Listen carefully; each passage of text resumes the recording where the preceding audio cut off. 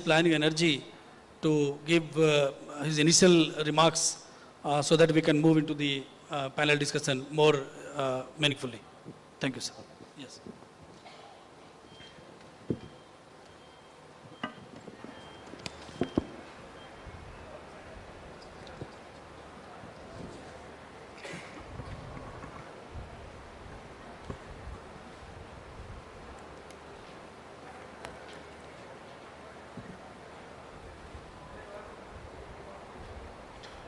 Sri Sandeep Kumar Sultania Garu, moderator of the today's session, Innovative PPs, Harnessing Private Capital Towards Public Goods. He is our Principal Secretary of Finance, and Mio Oka, Country Director ADB, Sri Mohit Aroraji, MD Blackstone, Gauri Shankar Nagabhushanam, CEO Capital India Trust, Capital Land India Trust, Harsha Kupchandani, Investment Officer, International Finance Corporation, and other esteemed guests and participants of this session. A very good afternoon to all of you. And let me also express my thanks and appreciation for coming all the way in a short notice for this Telangana Global Summit 2025, in which we are releasing a document, Telangana Rising 2047 vision document, which is aimed at $3 trillion economy. By 2047, we wanted to achieve to that economy. So keeping that in our mind, our thought, under our Chief Minister Shri Revanth Reddy Garu and other entire cabinet colleagues, to achieve that goal, we thought first let us prepare a document by consulting various sectors and important industry leaders, ISP, Niti Aayog, and all our departmental secretaries under the various departments, ministers heading over. And finally, we have prepared a document and we are going to launch that or release that document today evening. In this session, we have extended our invitation to all of the industry leaders, not only in this country, to the whole world also. Many of the countries, nearly about 6 continents, people have participated and they are giving their valuable ideas and suggestions also. In the process, in this entire summit, simultaneously we are conducting nearing about 28 sessions like this to take their valuable suggestions and ideas for the growth of our state and our vision. Thank you very much for once again for coming all the way. Let me begin with a story close to our hearts. 2 decades ago, Hyderabad skies promise, but Outer Ring Road, a visionary PPP, annuity model that private partners built in record time, easing congestion for millions and parking economic corridors that now pulse with pharma giants and tech hubs.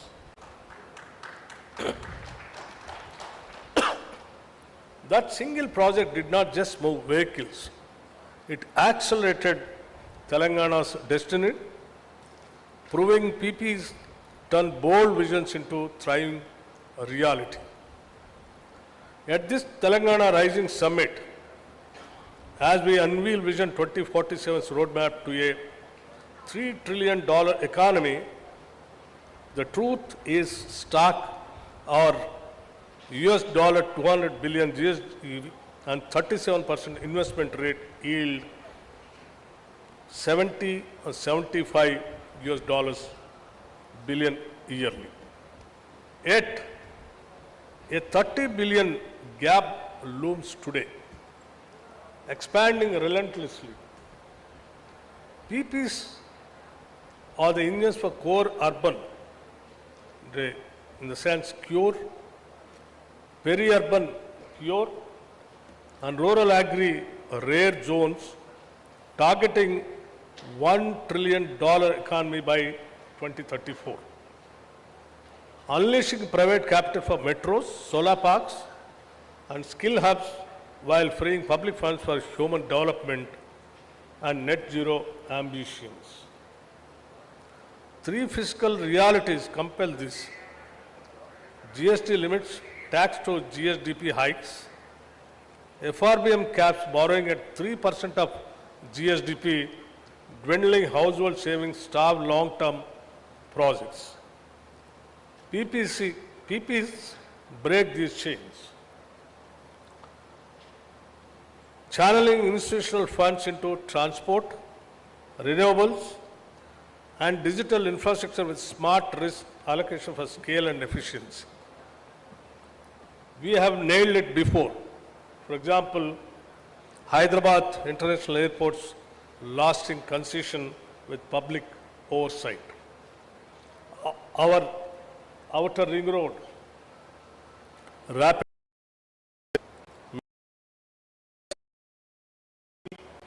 success, all approvals, stable rules, and fair resolutions.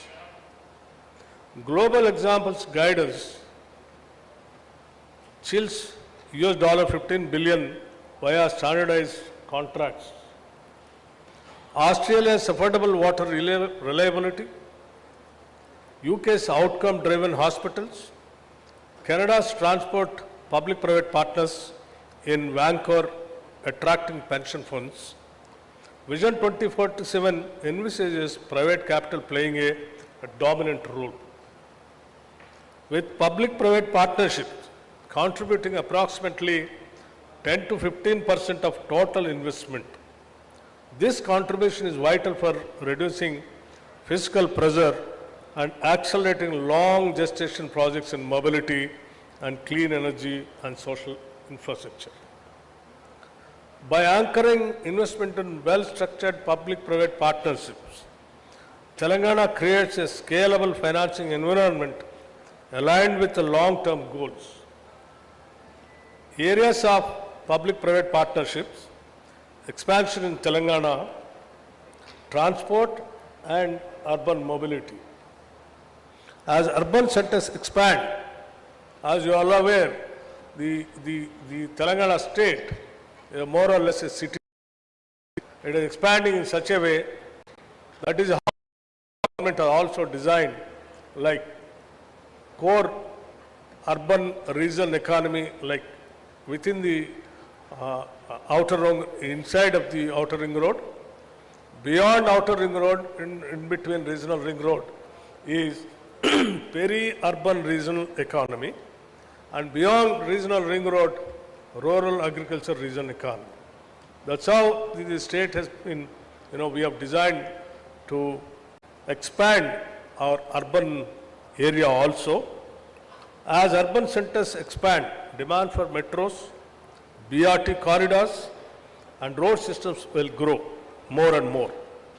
public-private partnerships can support construction and operations through predictable payment structures, ensuring high service quality for capital-intensive projects. Renewable energy and emerging technologies. To contribute to India's 500 gigawatt renewable target is also a huge target, where Telangana can use public-private partnership for solar parks and hybrid zones. Long-term power purchase agreements reduce developer risk, which is possible in the energy sector. Public-private partnerships are also applicable to grid-scale storage, green hydrogen, and industrial decarbonization. Logistics and industrial infrastructure, if you see, supporting sectors like pharmaceuticals and electronics requires robust logistics. Warehousing, cold chains, and multi-modal parks can be delivered via public-private partnerships, where the state provides land and connectivity while private partners fund facilities.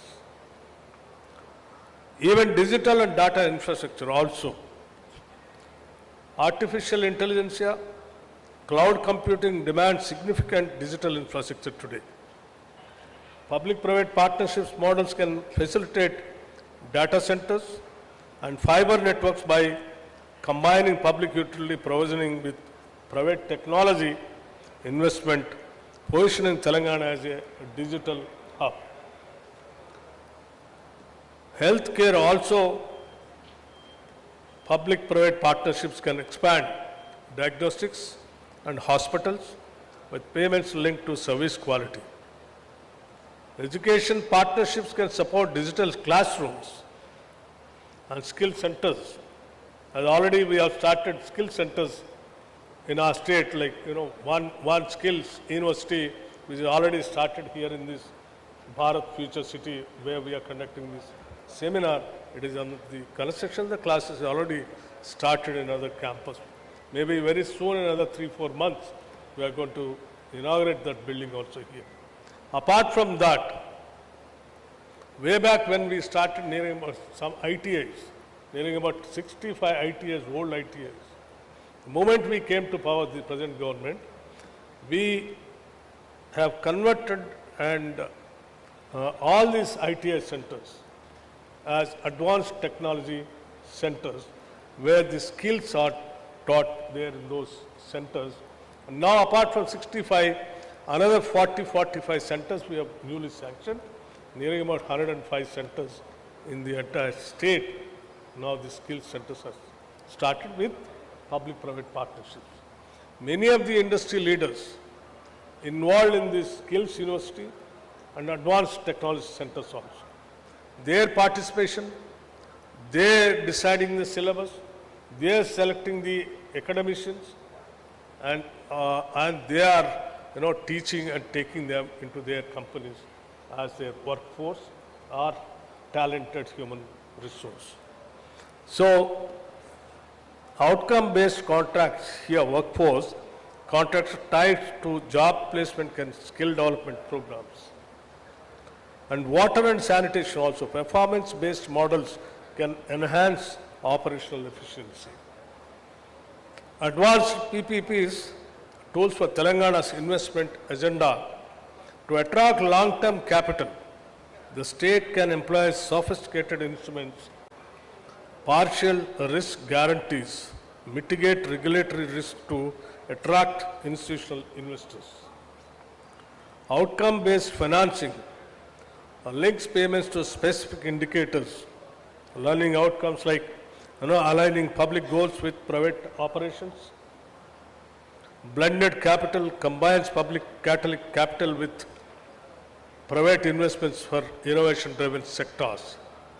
Revenue-linked models like strength and viability in sectors with stable user fees. So these kinds of areas where all the public-private partnerships can be taken a serious partnership kind of a thing, and your core area where you can really concentrate and join with us in the Telangana Rise for the 2047 our vision of reaching our $3 trillion economy by 2047. So, request is to financial institutions like ADB, World Bank, or Blackstone, or any other, for example, the other friend is also here, like all your people can think about the Telangana. Telangana is the one state in this country which is attracting not only the states of this country, the whole world is looking towards Telangana. The kind of infrastructure what we have already given and what we are going to give to the state are going to be a biggest strength for the investors. And it is a heaven for the investors to come here and to take part in our rise. So I request all the financial institutions to take part. Our vision document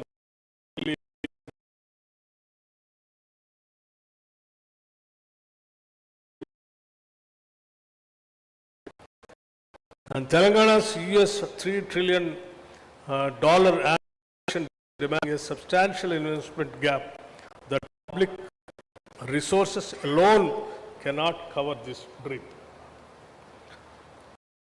Reason of making all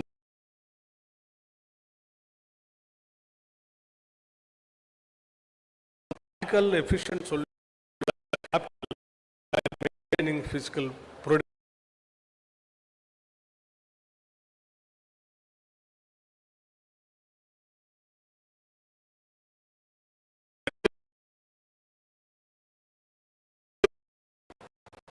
Transparent contracts and realistic risk allocation.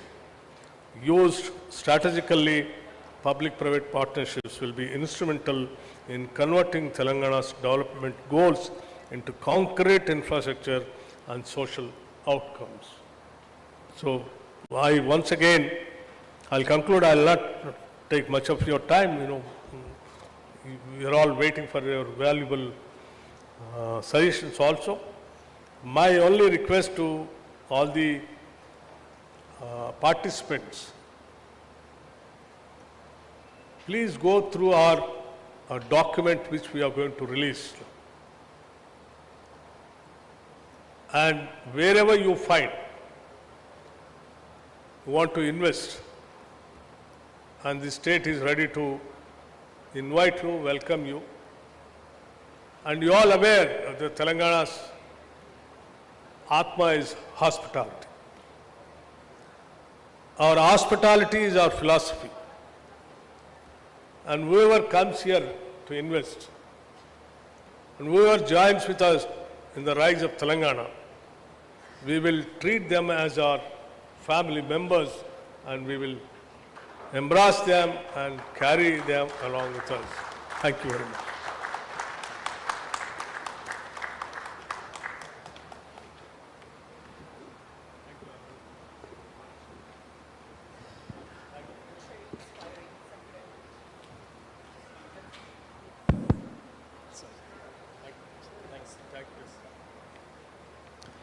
Thank you, sir. The Honorable Deputy Chief Minister has emphasized the importance of the PPP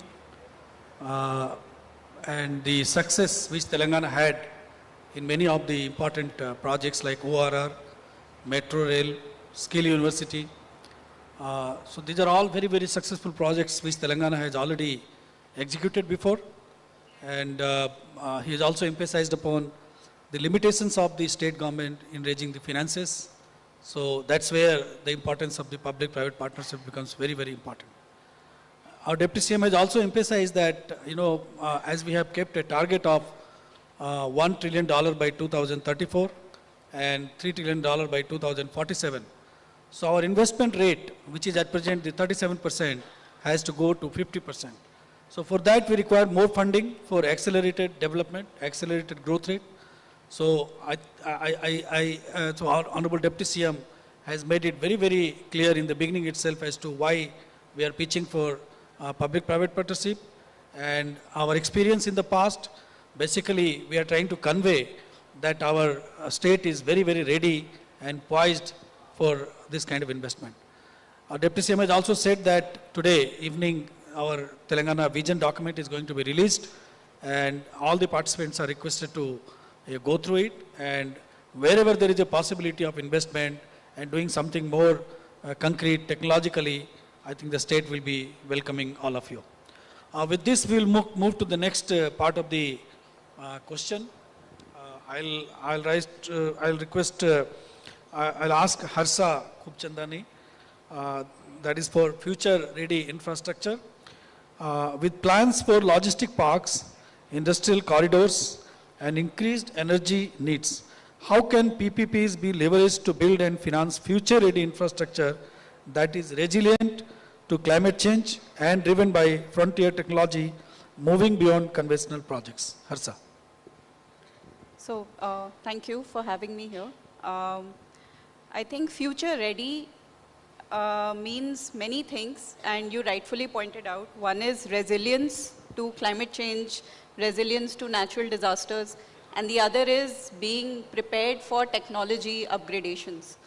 So we'll take the climate change first. I think it is a reality now that our temperatures are rising, climate patterns are changing, and when you are doing the due diligence and project preparation for logistics projects, for warehouses, for industrial corridors, you have to consider that the average temperature of the last 10 years is not going to be the temperature in the future.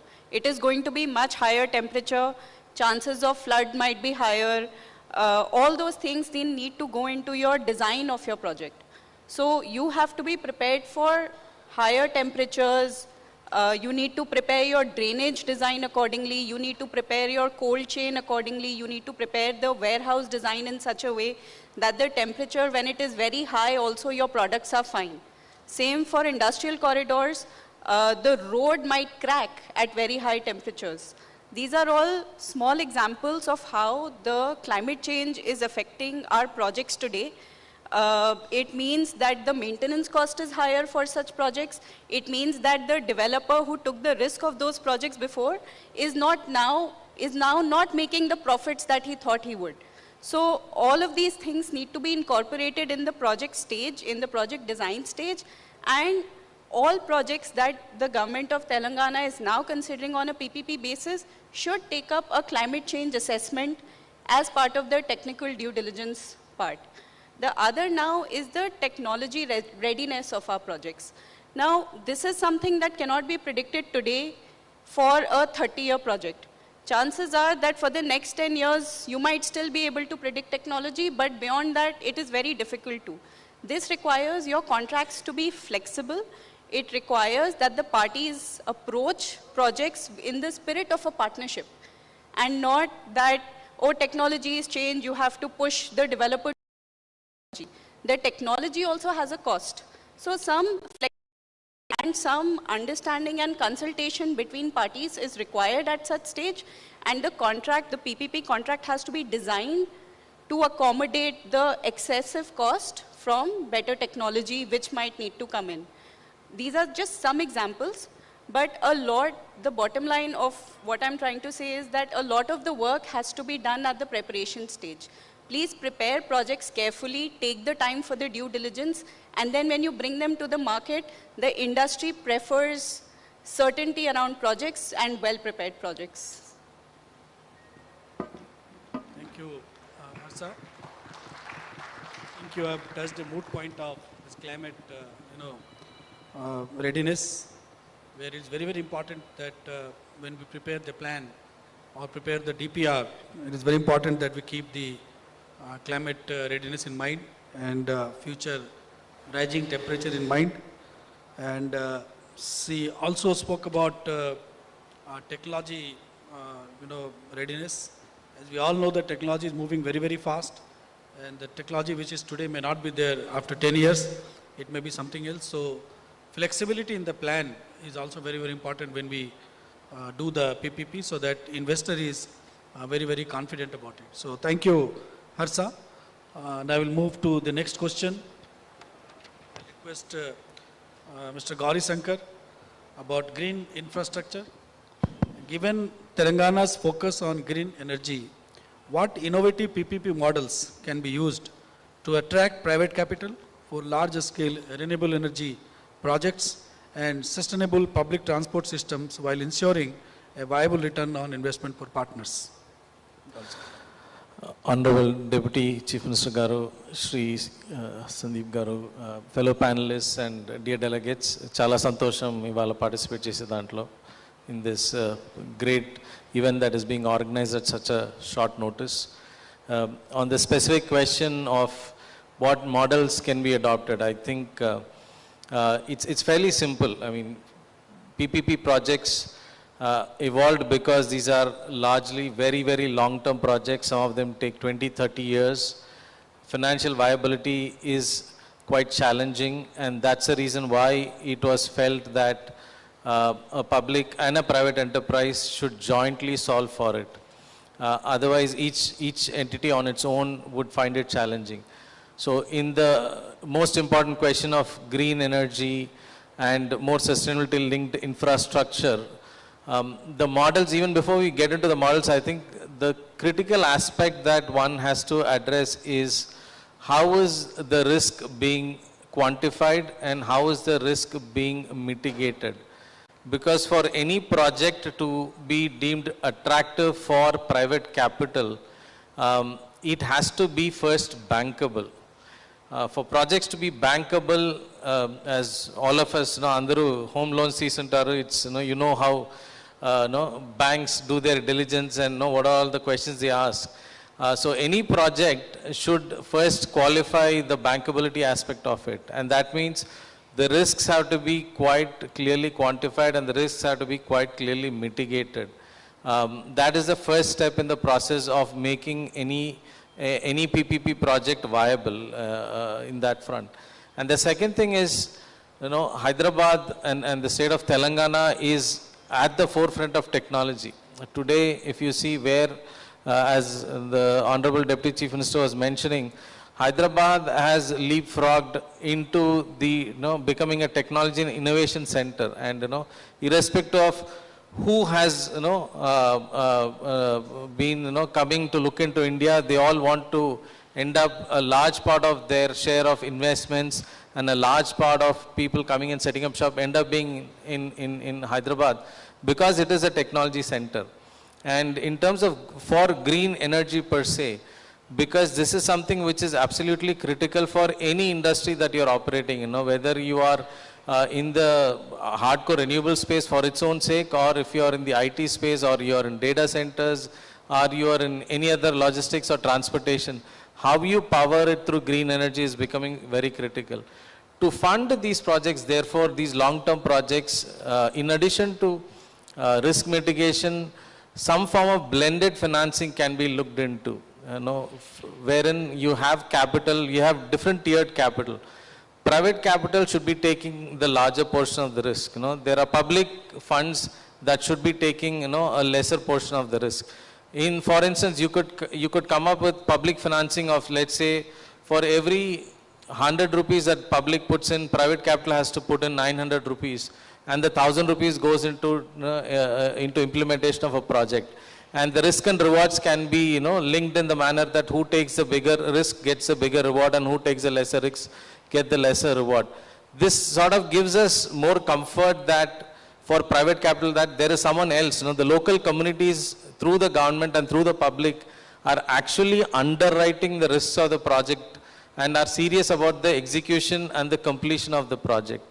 So that is one community-based private partnership model, which I think can be seriously looked into. The other part is because this lends itself into sustainability, green energy. Sustainability linked loans, this has to be sort of, definitely be made part of the project.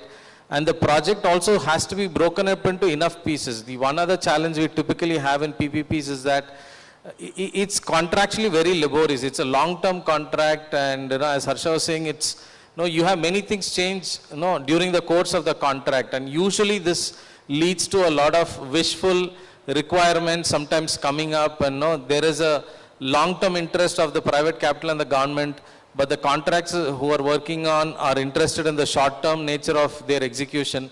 So you need to have mechanisms wherein both of these can be bridged together, and sustainability linked loans which are measurable kind of ensures that there is incentive and there is cost optimization. Three,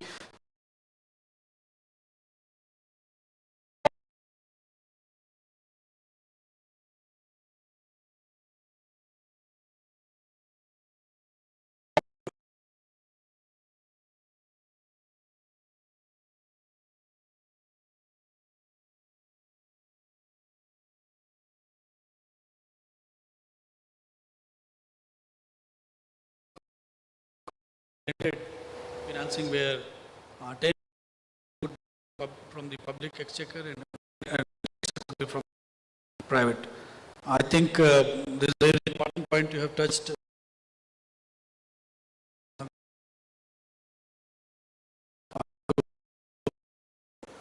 Arora Garu. Telangana is reportedly exploring property monetization to bridge resources. What are the best practices for using PPP area to maximize returns for the state while maintaining public trust and avoiding speculative bubbles? Thank you.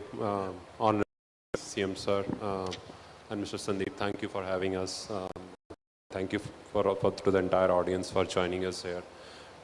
Sir, you pointed out rightfully that the triple P model is not essentially about maximizing the economic value. It has to be balanced with the social impact and how do you maximize the value for the general public. So that fine line that you have to tread, I think we have to be very, very mindful of where do you draw that line. And I think coming from a business community, I think we always think even from a PPP perspective as the way to do it most efficiently is just to see it as any other organization and streamline the entire decision making. Now, obviously, there are certain key components of every PPP model, and you can have a playbook around this and then customize this to a specific project. So to focus on some of the critical parts, right? What could be the reserve price for the land, right? Now, it's important to have the right assessment of the fair value.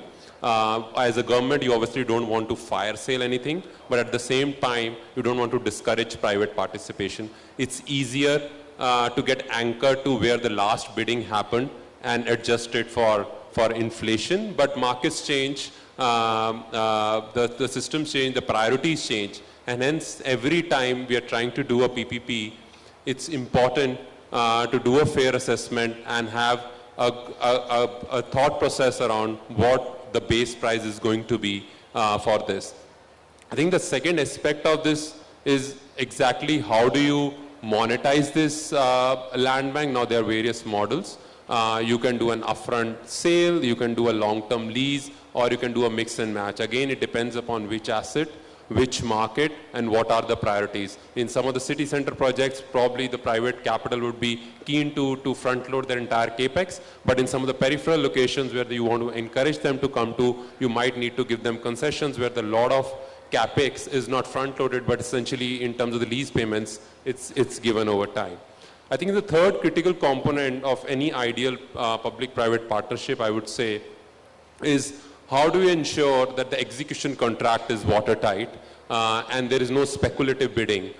So whether it's about the lockouts on further sale, whether it's about allocating a particular piece of land for affordable housing, or some of those, or standardizing the entire unit mix and pricing mix to ensure that everybody is aware of what the variables are and what are we playing around to create value or generate returns in this PPP. And I think from a government perspective, when you put all these three things together, you overlay this with how do you actually account for this. And from an accounting perspective, I would say again, two critical bits. One would be to be very, very transparent about off-balance sheet liabilities in terms of any state guarantees that you are giving or any kind of subsidies that you are giving which are long-term in nature should definitely have a sunset clause and very, very transparently disclosed to the private party as well as to the public in general. And also from a revenue perspective, these are capital inflows. So not to confuse them with a recurring revenue expenditure and not plan your budgets around this. And effectively to keep improving this efficiency and to ensure that the best practices, probably it's not a bad idea to have a dedicated PPP a committee or a land monetization committee which effectively consists of technocrats who are maximizing value for the government and public as well. Like from our perspective, we would say that government is an entity which public is a shareholder. So you set up that committee who works for the government, who works for the shareholders of the government to maximize the value. Good, Mohit. I think you have touched a very, very important point, particularly about this different mode of PPP financing. You spoke about, when we talk about land monetization, you spoke about outright sale, you spoke about lease model, and it depends on the investor whether he wants to offload the front load the capex, or if he is not interested in front loading the capex. So you spoke about different models, then you spoke about execution of watertight, timeline. So I think that is very, very important.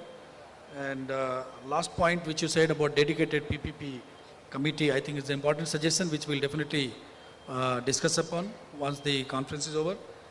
And now I'll move to the next question, which I'll request again to Mohit.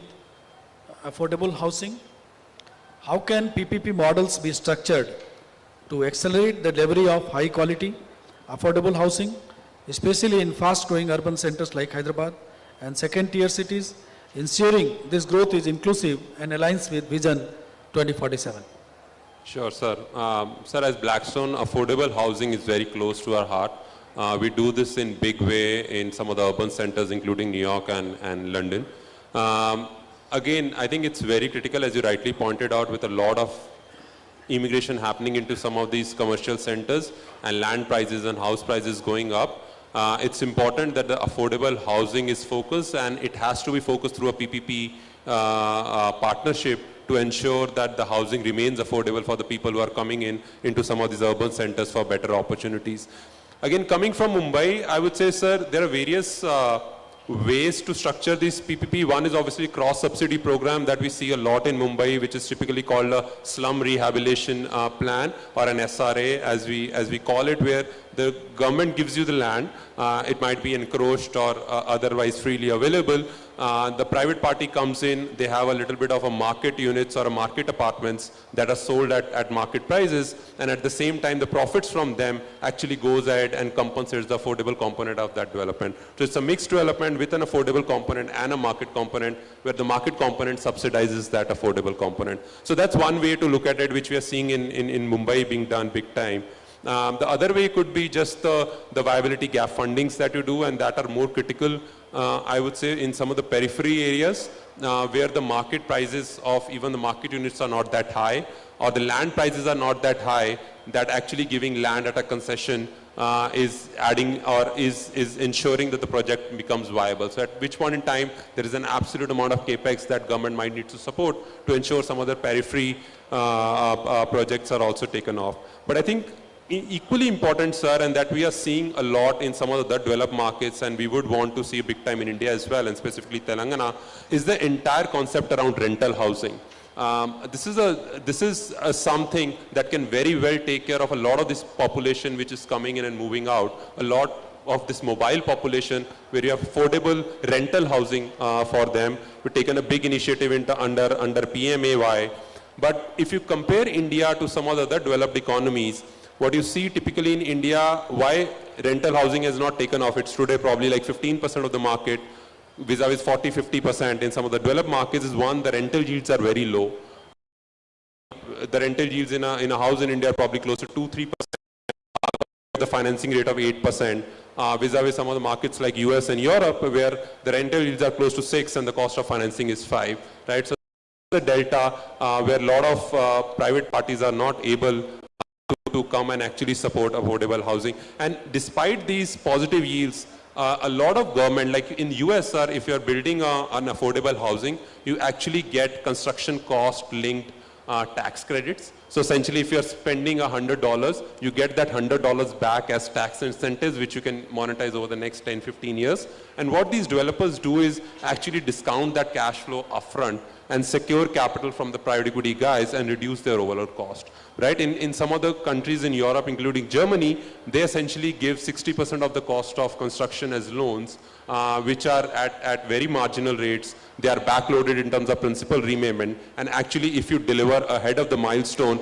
they waive off a part of the principal. So some of those concessionary terms and support from the government have led to affordable housing being a big proportion of overall housing in some of the developed markets, and we would want to see a lot of that coming in India and specifically in Telangana. Again, like any other private partnership and more so in affordable, I think the margins will be very, very thin. So it's important to ensure that in terms of the timelines and the cost, it's run very, very efficiently. So from government perspective, in the giving up the land, ensuring there are probably pre-approved building plans, standardized units, standardized prices, right? And a lot of clarity in around what is going to happen in terms of the policy initiatives over the next 3 to 5 years, I think will give a lot of confidence to the private parties to actually come up and share a little bit of this burden around the affordable housing.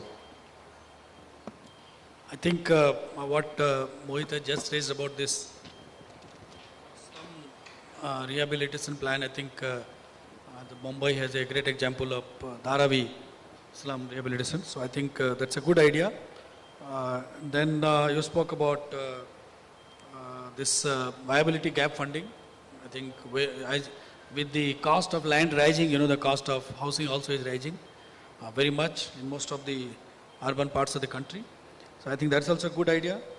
And you will be happy to note that, you know, our government is going for, you know, massive housing for poor people.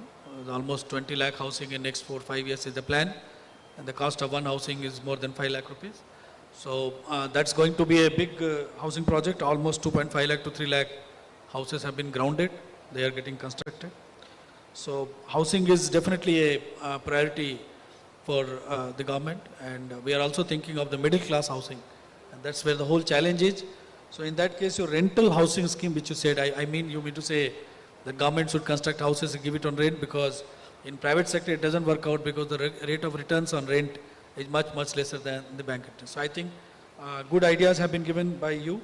So we'll definitely discuss all those points, and appropriate decision the government will take in due course. Now my next question to Mr. Gauri Shankar again about the alignment of vision.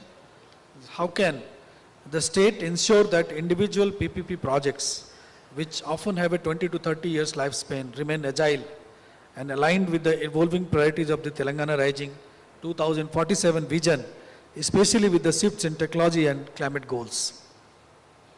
That's a very interesting question. And like I was mentioning before, one of the most critical risks that are there is the long-term nature of the PPP partnership that happens. But the world evolves, and of late the world is evolving much faster. The first step would ideally be to break up a long-term contract into multiple smaller contracts. There can be a core delivery that is required, and then there can be smaller packages that are around. And some of these smaller packages can then be, instead of giving out one tender and fixing one contract which tries to bind all the moving parts in one framework, and then which we'll struggle to unwind as things evolve, break up the contracts into multiple pieces so that each time as things evolve you have smaller packages to concentrate on. This helps in understanding the issue that is being addressed better at the early stage itself. And also when things start evolving, it is easier to address those on a piecemeal basis. And because it will be in multiple packages, you could involve multiple partners for each of these packages, which means that you are having better oversight and more participation into these contracts, and it gets vetted. The more diligence get done by multiple parties, the more risk assessment happens, and the more things that can go wrong and that can be done better is coming out in the upfront itself. And the second thing which one could look at is actually kind of reimagine how you measure performance itself. If I mean, let's take an example. Let's say the government wants to build a road, and the road building is required as a part of decongestion. There's a lot of congestion, and that is affecting public transport, and therefore you need a bigger road and a wider road. So the contract is going to say that, okay, we are going to lay a 10-kilometer road. And this is the timeline we wanted. These are the specifications. Who is the best party that can come and deliver this? Could we relook at it in a different manner as a performance-based, which is, I know it is simplistic, maybe difficult, but just for an example, instead of saying a 10-kilometer road, can the government say that I want a partner who is going to deliver me a solution of making people reach from point A to point B in 15 minutes. That distance is 10 kilometers, but that is the physical metric of it. What essentially people and the public need is, what is the time that they are going to take to commute. So if you actually look at what is being tendered out and what is the expectation, there is a divergence. I don't want to name the city, but I was in a city, I flew in from a city to Hyderabad. There the distance is very short, but the time to travel is, humongously long.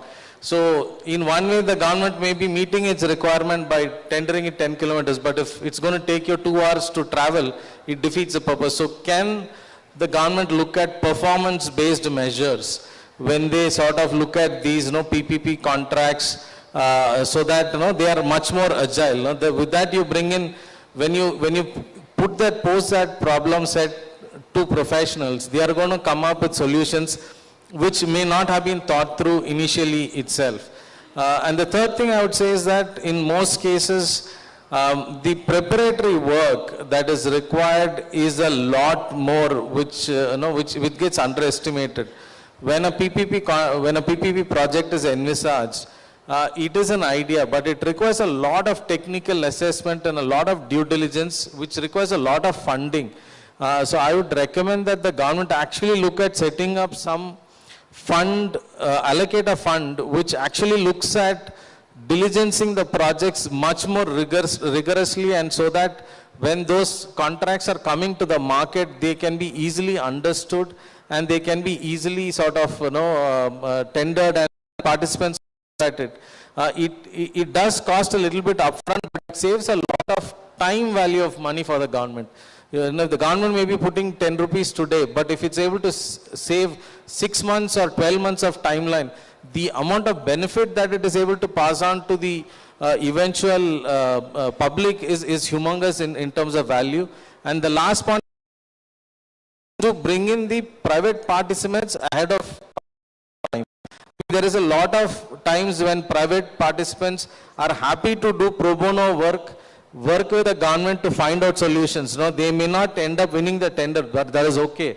But the private participants are more than willing, as a part of their social responsibility, to work with governments to assess very rigorously solutions that can be provided and what can be and because it's an evolving technology and each of us have worked with, no one person knows everything. The multiple sets of professionals face different sets of challenges, and if all of them are coming together before the idea gets frozen and before it is getting tendered out, I think it can be managed and can be structured much better, and the solution, the outcome of that and the benefit that accrues to the public will be much more.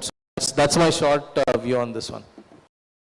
I think Mr. Gaurav, you have raised a very important point, and it is true that whenever we tender a project in the sense that we want a road project from A to B kind of this thing. But this is the first time we are hearing that we should talk about outcome-based projects. Like we want to travel from, let us say, Gachibowli to, let us say, Tukkuguda or this Bharat Future City. How much time it should take, and accordingly projects should be designed. That's what you are basically trying to convey. I think it's very, very important point for all the policy makers to understand this, and I think this point will carry on from here. And second point which you told about this, this preparatory work which basically goes before the, PPP projects. So you were basically suggesting some funds to be earmarked for this purpose so that, many of the agencies can use the fund and go for an effective solution for the problems being faced by the government. And that's what are the 2 points which you raised. Now my next question will go to Mio Oka again, regarding the social sector.